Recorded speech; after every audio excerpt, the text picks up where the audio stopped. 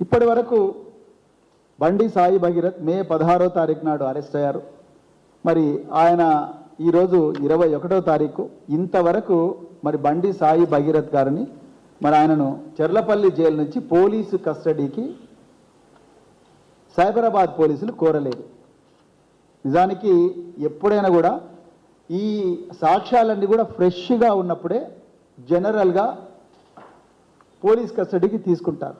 ఇంకా టైం ఉంది పోలీస్ కస్టడీకి, ఎందుకంటే 15 రోజుల లోపల ఎప్పుడైనా తీసుకోవచ్చు. 60 రోజుల లోపల ఎప్పుడైనా పోలీస్ కస్టడీకి తీసుకోవచ్చు. కానీ 15 రోజుల కన్నా ఎక్కువగా పోలీస్ కస్టడీకి ఇవ్వరు, ఏ న్యాయ వ్యవస్థ కూడా ఇవ్వదు. కానీ మీరు ఎప్పుడు పోలీస్ కస్టడీకి తీసుకుంటారనేది అందరూ 1000 కళ్ళతో ఎదురు చూస్తున్నారు. కానీ ఇప్పుడు మీరు చేస్తున్న కామెంట్స్, మీ ఎంపీలు చేస్తున్న కామెంట్స్, అదేవిధంగా బీజేపీ నాయకులు, మరి ముఖ్యంగా పైడి రాకేష్ రెడ్డి లాంటి వాళ్ళు, అదేవిధంగా బండి సంజయ్ గారు మళ్ళీ మీడియాకు వచ్చి చేస్తున్న కామెంట్స్, ఆ కుటుంబాన్ని బెదిరిస్తున్న తీరు చూస్తే మాత్రం ఈ కేసులో ఈ అమ్మాయికి న్యాయం జరుగుతుందన్న నమ్మకం రోజు రోజుకు సన్నగిల్లుతున్నది.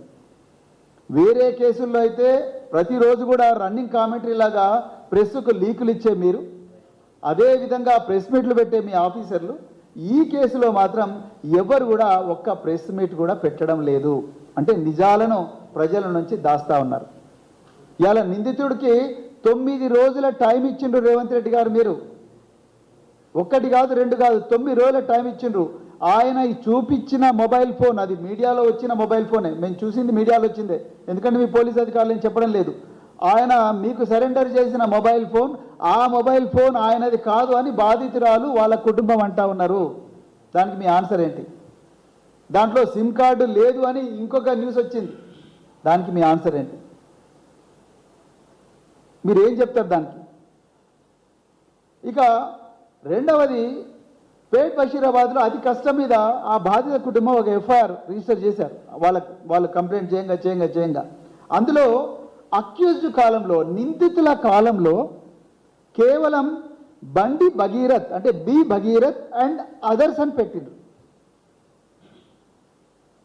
ఆ అదర్స్ ఎవరు?